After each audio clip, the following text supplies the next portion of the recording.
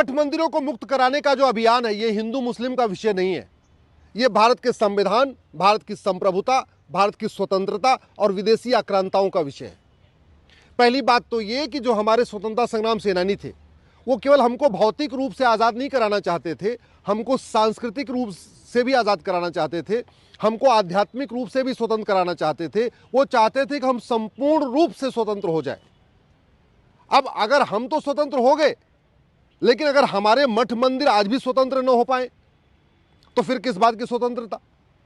संविधान के प्रियम्बल में लिखा है कि भारत एक संप्रभु राष्ट्र है। संप्रभु का मतलब गुलामी का निशान नहीं होना चाहिए। आर्टिकल 29 ये कहता है राइट टू कल्चर, हमें सांस्कृतिक रूप से स्वतंत्र होना चाहिए, हमें अपनी संस्कृति को बचाने का भी अधिकार है। तो स्वाभाविक सी बात है, जितने हमारे पौराणिक स्थान है वो भी स्वतंत्र होने चाहिए। आर्टिकल 49 में तो साफ साफ लिखा हुआ है, ये केंद्र और राज्य सरकार का कर्तव्य है कि वो हमारे सारे ऐतिहासिक, धार्मिक, पौराणिक स्थानों को संरक्षित करे, उनको मैनेज करे, उनको मेंटेन करे। तो ये सरकार की भी ड्यूटी है कि वहशी दरिंदों के द्वारा जो हमारे मठ मंदिरों को तोड़ा गया था, उनको बदला गया था, उसको दोबारा रिस्टोर करे।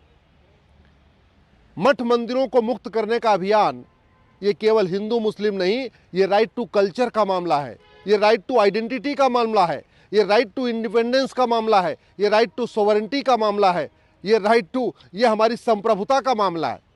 इसलिए इसको हिंदू मुस्लिम में कंफ्यूज मत करिए। आज की डेट में हमारे जितने भी पौराणिक स्थान थे वो नहीं मिल रहे भारत के नक्शे पे। क्यों? क्योंकि यहाँ पे अंग्रेजों ने और मुगलों ने जानबूझ के जितने हमारे पौराणिक शहर थे, जो पहले के शहर थे, उनका नाम बदल दिया।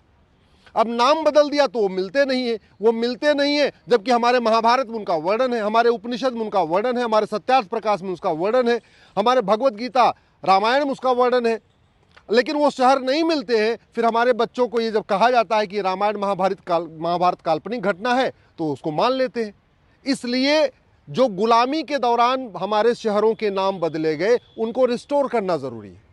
और इसी तरीके से गुलामी के दौरान जो हमारे मठ मंदिरों को गुंबद बदला गया, तोड़ा गया, उनका जो है स्वरूप बदला गया, उसको भी रिस्टोर करना ज़रूरी है। अदरवाइज फिर फ़ायदा क्या है? केवल सड़क बनाने के लिए, एयरपोर्ट बनाने के लिए, बंदरगाह बनाने के लिए हम स्वतंत्र हुए हैं क्या? केवल हम रोटी कपड़ा मकान के लिए स्वतंत्र हुए हैं क्या? अगर हम अपनी जिस स्वतंत्रता के लिए वीर सावरकर ने काला पानी सहा, जिस स्वतंत्रता के लिए हमारे लाखों पूर्वज बलिदान हो गए, जिस संप्रभु भारत निर्माण के लिए लाल बाल पाल, भगत सिंह, सुखदेव, राजगुरु फांसी पे झूल गए, जिस संप्रभु भारत के लिए जलियांवाला बाग में हमारे पूर्वज बलिदान हो गए, अब अगर स्वतंत्र हो जाए तो केवल वोट बैंक की खातिर, केवल एक समुदाय को खुश करने के लिए हम ये कहें कि नहीं ठीक है, जो हो गया सो हो गया, कंटिन्यू होगा। क्यों? अरे भैया, उस समुदाय को समझना चाहिए कि बाबर, हुमायूं, तुगलक, गजनी, गोरी उसके पूर्वज नहीं थे। उस समुदाय को समझना चाहिए कि वो कन्वर्टेड हिंदू है। बाबर, हुमायूं, तुगलक, गजनी, गोरी औरंगजेब ने कन्वर्ट किया। उस समुदाय को समझना चाहिए कि रामकृष्ण ही हमारे पूर्वज हैं। वो समुदाय समझने के लिए तैयार नहीं है। फिर 100 करोड़ हिंदू कैसे समझेगा कि नहीं जो हो गया सो हो गया? हमारे पूर्वजों ने बलिदान किया। गुरु तेग बहादुर जी ने अपना गर्दन कटवाया। गुरु गोबिंद सिंह जी ने पूरा परिवार बलिदान कर दिया। हमारे चार साहिबजादों का क्या हुआ? संभाजी महाराज को किस तरीके से तड़पा के मारा। छत्रपति शिवाजी महाराज ने कितना बलिदान किया। वीर शिरोमणि राणा प्रताप जी ने जो लड़ाइयाँ लड़ी, वो क्या इस भारत के लिए लड़ाई लड़ी थी उन्होंने? कि हाँ ठीक है, उन्होंने लड़ा तो लड़ा, लेकिन अब हम आज़ाद हो गए, हमको रोटी कपड़ा मिल गया, हमको सड़क मिल जा रही है, हमको एयरपोर्ट मिल जा रहा, हमको ट्रेन मिल गई, बस इससे खुश हो जाए। मेरा ये मानना है कि जो लोग इसको हिंदू मुस्लिम बना रहे, वो सबसे बड़े देश के दुश्मन हैं। ये हिंदू मुस्लिम का विषय नहीं है, ये विषय हमारी संप्रभुता का है, हमारे पूर्वजों के बलिदान का है।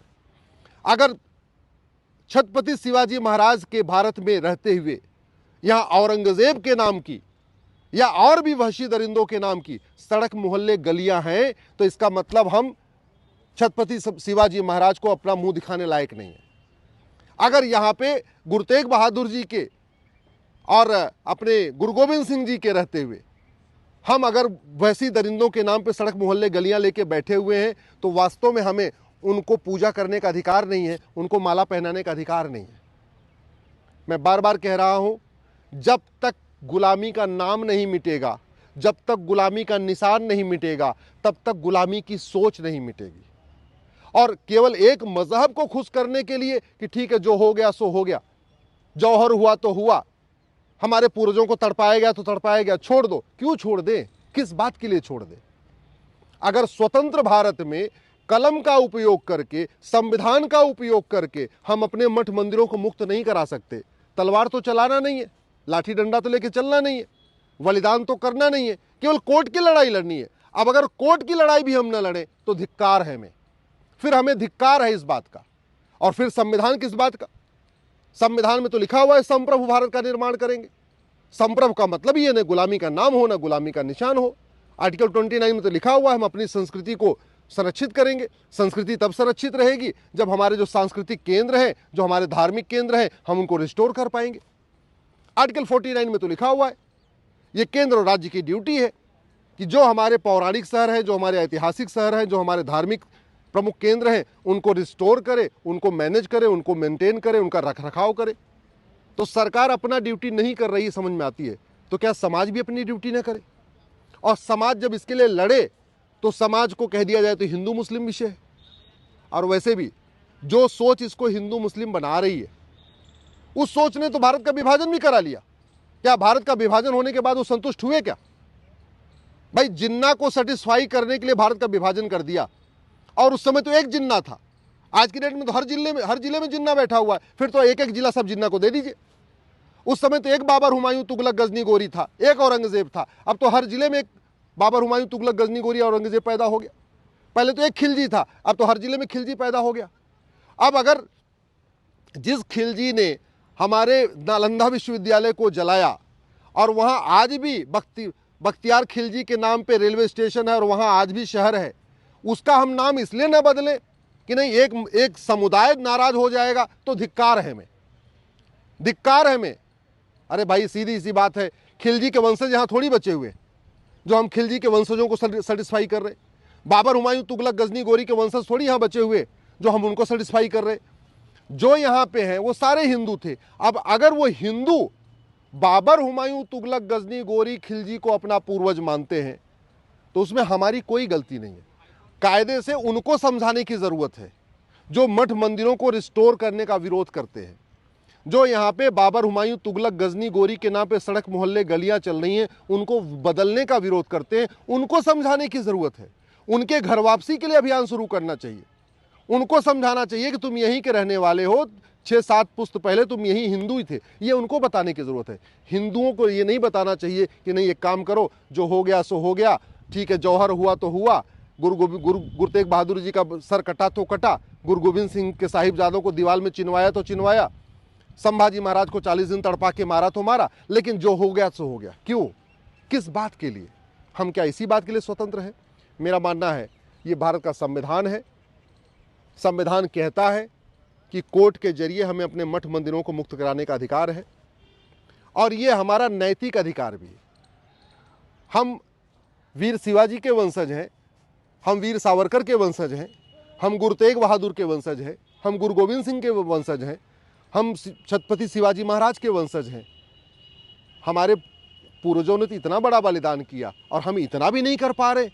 केवल राजनीतिक संतुष्टिकरण के कारण, केवल राजनीतिक तुष्टिकरण के कारण हम ये कह दें कि नहीं नहीं ठीक है, जो अत्याचार हुआ तो हुआ, जो हुआ सो हुआ, अब उसको भूल के हमें आगे बढ़ना चाहिए। आगे किस लिए? केवल सड़क बनाने के लिए, हाईवे बनाने के लिए, रेलवे स्टेशन बनाने के लिए?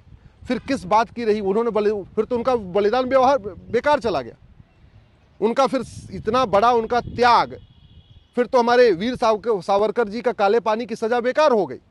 वो थोड़ी चाहते थे कि बाद में सरकार बनेगी और सरकार बनेगी और गुलामी का नाम भी चलेगा, गुलामी का निशान चलेगा। हमारे पूर्वजों ने कभी नहीं सोचा था कि स्वतंत्र भारत में भी गुलामी का नाम चलेगा, गुलामी का निशान चलेगा, गुलामी की कुरीतियां चलेंगी, गुलामी की कुप्रथाएं चलेंगी, गुलामी की पुलिस व्यवस्था चलेगी, गुलामी की न्यायिक व्यवस्था चलेगी, गुलामी की प्रशासनिक व्यवस्था चलेगी, गुलामी की चुनाव व्यवस्था चलेगी, गुलामी की टैक्स व्यवस्था चलेगी, गुलामी की व्यापार व्यवस्था चलेगी, गुलामी की लेबर सिस्टम चलेगा, गुलामी की कृषि व्यवस्था चलेगी।